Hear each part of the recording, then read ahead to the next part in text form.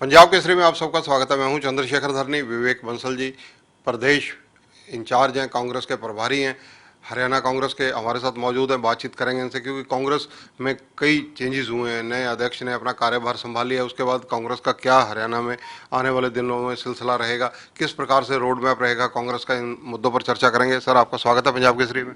बहुत बहुत धन्यवाद। नमस्कार चंद्रशेखर जी। देखिए, मैं मुख्य रूप से जो आपने पूछा कि क्या रहेगा आगामी दिनों में, मैं सिर्फ इतना कह सकता हूँ, हमारी प्राथमिकता इस समय संगठन है।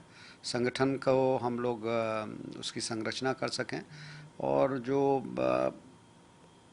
ख़ास तौर से जो संघर्षशील साथी हैं कांग्रेस के, जो किसी न किसी कारण से उनकी अनदेखी हुई है, उनको उसमें समायोजित करें और फिर सड़कों पर उतरें।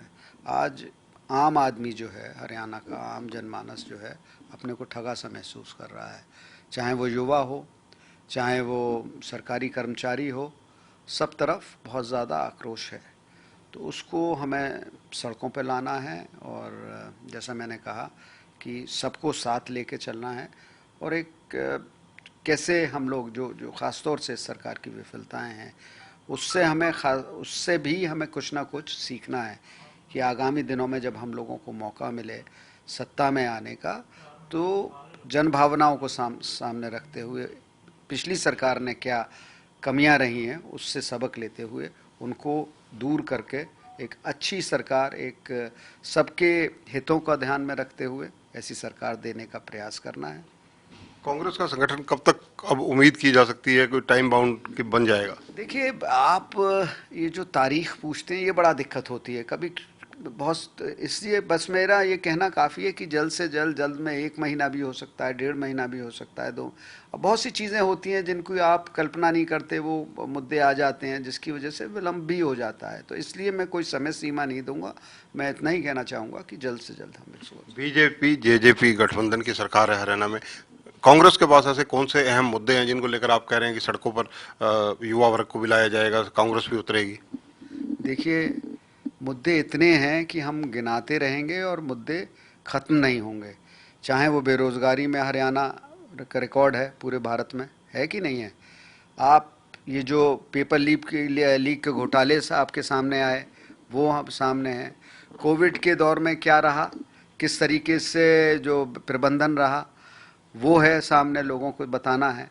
किस तरीके से महंगाई आज आसमान को छू रही है, किस तरीके से किसानों की अनदेखी हुई आंदोलन के दौरान इन लोगों ने, किस तरीके से, और इनके जो साथी हैं वो भ्रष्टाचार में किस तरीके से लिप्त हैं। चारों तरफ आज बहुत व्यापक रोष है जनता में भ्रष्टाचार को लेके।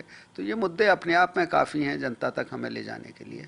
अगर वर्तमान में देखा जाए तो जीटी रोड बेल्ट की राजनीति, सभी राजनीतिक दल बहुत ज़्यादा सक्रिय हो गए। कांग्रेस का रोड शो भी कल जीटी रोड से आया। अरविंद केजरीवाल जी 29 मई को आ रहे हैं, कुरुक्षेत्र में आ रहे हैं। इसके अलावा मुख्यमंत्री जी ने अभी पीछे जो पानीपत में सिख गुरुओं के वहाँ पर समागम किया, पानीपत में किया। और रणनीति जो है बीजेपी की भी जीटी रोड बेल्ट पर अपने आप को मजबूत करने की है। ऐसी स्थिति में कांग्रेस के सामने जीटी रोड एक चुनौती है, कैसे मजबूत करेंगे? देखिए, जीटी रोड की चुनौती के बारे में तो मैं इतना ही कहना चाहूँगा, जीटी रोड का विकास किसके दौरान कार्यकाल में हुआ? हुड्डा जी के मुख्यमंत्री के कार्यकाल में हुआ। आज जीटी रोड की राजनीति कहीं ना कहीं वो पिछले चुनाव में हमारी आशा के अनुरूप नहीं रही। तो हमें वो सब चीज़ें भी देखनी है, उसमें किस तरीके से और वो प्रयास किया गया है। यहाँ के लोगों की जनभावनाओं को देखते हुए संगठन में समुचित स्थान दिया जाएगा, और यहाँ पे हम लोग इसे अपना केंद्र बिंदु बनाएंगे, और किस तरीके से जो वर्ग हमसे कहीं ना कहीं विचर गया है उसको हम वापस लाएंगे। मैं विशेषकर बात करूंगा गैर जाट वर्ग की, पंजाबी वर्ग की। जीटी रोड बेल्ट हो या आपका यमुनानगर एरिया हो, कैथल बेल्ट हो, जीटी रोड पर तो अंबाला प्रवेश द्वार माना जाता है हरियाणा का। वहाँ से लेकर सोनीपत तक, दिल्ली प्रवेश द्वार तक समझ लो आप। तो वहाँ पर सबसे बड़ी चुनौती कांग्रेस के लिए रहेगी अपना खोया हुआ धरातल मजबूत करने के लिए, क्योंकि पहले इनेलो का यमुनानगर और इधर की सीटों पर ज़्यादातर लाडवा, इंद्री जो विधानसभा सीटें कब्जा रहा। अब कांग्रेस इन चीज़ों पर फोकस करेगी, क्योंकि आप बहुत बारीकी से हर चीज़ को अध्ययन करते हैं। बिल्कुल करेगी। आपने जब खुद ही इस बात को कह दिया, तो हम एक एक सीट पे अध्ययन करेंगे, कहाँ हमारी कमी रही, कहाँ हमारा ये सोशल इंजीनियरिंग को हमने नज़रअंदाज किया, उस सबको मद्देनज़र रखते हुए और पंजाबी वर्ग को जहाँ तक आपने कहा, बिल्कुल हमारा आधार रहा है, स्तंभ रहा है, और उनको साथ लेके, सबको साथ लेके हमें चलना है। और एक बेहतर एक जनता सब में, जैसा हमने कहा कि संगठन में भी और आने वाले दिनों में, चाहे वो टिकट की बात हो, टिकट वितरण की हो, सब वर्गों को साथ लेते हुए, उस सोशल इंजीनियरिंग करते हुए, और उसके साथ साथ संघर्षशील, सबसे बड़ी बात है कि जो ज़मीन पर मजबूत है उसको हम सब लोग उसका चयन करने का प्रयास करें। साहब, कोई भी कांग्रेस के जो सिपह सलार हैं, जो सड़क पर लड़ाई लड़ते हैं, संघर्षशील होते हैं, उनके दिमाग में एक बात बहुत घर जाती है कि कांग्रेस में कोटा परंपरा है, कोटे से टिकट मिलती है, फलाने कोटे का है, इस कोटे का, उस कोटे का। तो क्या इन चीज़ों में भी कोई सुधार आने वाले दिनों में ऑन मेरिट भी चलेगा काम? देखिए, अगर मैं तब तक रहा चुनावों तक, तो मैं इतना आपको आश्वस्त कर सकता हूँ, बहुत ईमानदारी से, बहुत सख्ती से, कि ये कोटा सिस्टम कितना बड़ा नेता हो वो नहीं होने दूंगा। जो पात्र होगा उसको टिकट मिलेगी। ये मैं आपसे बिल्कुल पूरा कार्यकर्ताओं को भी ये संदेश देना चाहता हूँ, और जो इस बात को लेके कुंठित हों, कहीं ना कहीं आशंका से ग्रस्त हों, उनको भी ये मैं आश्वस्त करना चाहूँगा कि अगर आप पात्र हैं तो आपको, चाहे कोई बड़ा नेता आपको समर्थन में हो ना हो, विवेक बंसल आपके समर्थन में होगा। कांग्रेस के कई ऐसे चेहरे जो कांग्रेस से विमुख हो गए पिछले 7-8 साल के दौरान, जब से कांग्रेस सत्ता से बाहर हुई है। अभी हाल ही में निर्मल सिंह भी गए, जो पूर्व मंत्री हैं, कांग्रेस के मजबूत स्तंभ रहे हैं, किसी जमाने में टिकट पिछली बार नहीं मिली। इस तरह के कई चेहरे हैं, तो क्या इन पर भी सेंट्रलाइज किया जाएगा कि इन लोगों की घर वापसी करवाई जाए? बिल्कुल, जो भी जिसके भी आने से, और घर वापसी पे तो आजकल पूरा देश गूंज रहा है, तो राजनीतिक रूप से तो हम, जो हमारे जो स्तंभ रहे हैं और किसी न किसी बात से विमुख हो रहे हैं, तो उनको तो हम वापस लाएंगे, प्रयास रहेगा।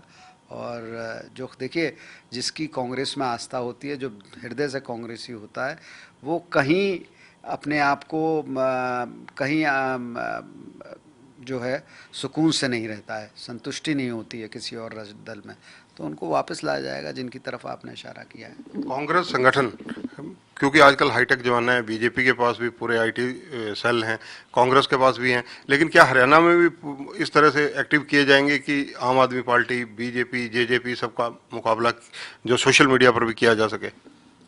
बिल्कुल, वो भी प्रयास होगा। सब वो एक होलिस्टिक कहिए या एक पूरा एक समायोजित करते हुए, सब मुद्दों को सामने समक्ष रखते हुए, सबको, सब क्षेत्र में हम लोग पूरी मजबूती के साथ सामने आएंगे, चाहे वो सोशल मीडिया हो, चाहे सड़क हो, चाहे संगठन हो, और चाहे संघर्ष हो। विवेक जी, मेरा आखिरी सवाल कि जिस प्रकार से कुलदीप बिश्नोई की कहीं ना कहीं ऐसा लग रहा है कि उनकी भावनाएं आहत हुई हैं नए प्रदेशाध्यक्ष की नियुक्ति से, तो उसको कैसे कवर अप करेंगे आप? देखिए, करेंगे, हमारी उनसे वार्ता चल रही है, और ठीक है, थोड़ा सा पीड़ित हैं, ऐसा मुझे महसूस होता है। उन्हें अपेक्षा ज़्यादा थी। पार्टी हर एक को जो है चयन एक ही का होता है, हर एक को पुरस्कृत नहीं कर सकती है। तो ये, और यही कहते हैं, राजनीति में धैर्य बहुत बड़ी चीज़ होती है। धैर्य अगर है तो राजनीति में आप बहुत आगे बढ़ते हैं। तो मैं इन्हीं को, मैं यही उनको मशवरा भी मैंने दिया है व्यक्तिगत रूप से, और पुनः आपके चैनल के माध्यम से देना चाहता हूं कि उनका अभी भविष्य बहुत उज्जवल है, बहुत अभी, पर थोड़ा संयम रखें और केंद्रीय नेतृत्व पर विश्वास रखें, वो उनको समुचित स्थान देगा। धन्यवाद। तो ये है विवेक बंसल, हरियाणा कांग्रेस के प्रदेश प्रभारी हैं। बिल्कुल दो टूक और साफ और स्पष्ट बात इन्होंने कही कि अगर आगामी चुनावों तक वह इस पद पर बने रहते हैं जिस पद पर आ जाएं, तो हरियाणा में ऑन मेरिट जिसका टिकट बनता होगा उसको टिकट जरूर मिलेगा। कोटा परंपरा देखने को नहीं मिलेगी। जो डिजर्व करता होगा उसका हक नहीं मारा जाएगा, ये वायदा विवेक बंसल कर रहे हैं। लेकिन साथ ही कह रहे हैं कि तब तक अगर वह इस पद पर बने रहे तो इस चीज़ को इम्प्लीमेंट किया जाएगा। दूसरी अहम बात इन्होंने कुलदीप बिश्नोई को कहा है कि उनका भविष्य बहुत उज्जवल है। कांग्रेस की लीडरशिप पर वो भरोसा रखें और सहज रहें। कैमरामैन संजय सिंह के साथ चंद्रशेखर धरनी, पंजाब केसरी टीवी, चंडीगढ़। हमसे जुड़े रहने के लिए हमारे YouTube चैनल को सब्सक्राइब करें और नई वीडियो की नोटिफिकेशन के लिए बेल आइकॉन को दबाएं। अगर आप ये वीडियो Facebook पर देख रहे हैं तो लाइक जरूर करें और ज्यादा से ज्यादा शेयर करें। धन्यवाद।